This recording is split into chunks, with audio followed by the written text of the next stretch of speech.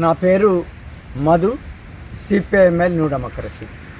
ఈరోజు వచ్చినటువంటి అకాల వర్షాల మూలంగా రైతాంగం లక్షలాది మొక్కజొన్న పంటని తడిసి ముద్దయిపోయింది.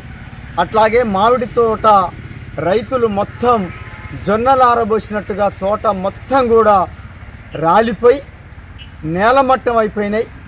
రోడ్ల మీద తీవ్ర స్థాయిలో వచ్చినటువంటి గాలిదుమ్మితోటి చెట్లన్నీ కూడా పడిపోయినాయి. ఈ నష్టానికి ప్రభుత్వం బాధ్యత వహించి రైతుల్ని ఆదుకోవాల్సిందిగా, ముఖ్యంగా మొక్కజొన్న రైతుల్ని అలాగే మామిడి తోట రైతుల్ని ఆదుకోవాల్సిందిగా సిపిఐఎంఎల్ న్యూ డెమోక్రసీగా మేము డిమాండ్ చేస్తున్నాం. అలాగే ఇల్లెందు మండలంలో మార్కెట్ యార్డ్లోకి వచ్చినటువంటి మొక్కజొన్న ఏదైతే ఉన్నదో దాన్ని తిరిగి ఇతర ప్రాంతాల్లోకి ప్రభుత్వం కొనుగోలు చేసినటువంటి దాన్ని లారీలలో పంపించటంలో వెనకబడిపోయింది.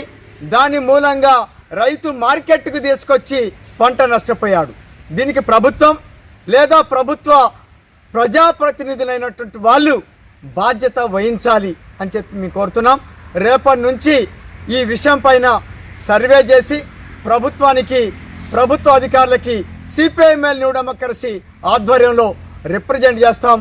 ఇప్పటికైనా ప్రభుత్వ అధికారులు తక్షణమే స్పందించి ఈ సమస్యని పరిష్కరించేటువంటి వైపు చర్యలు చేపట్టాల్సిందిగా మేము డిమాండ్ చేస్తున్నాం.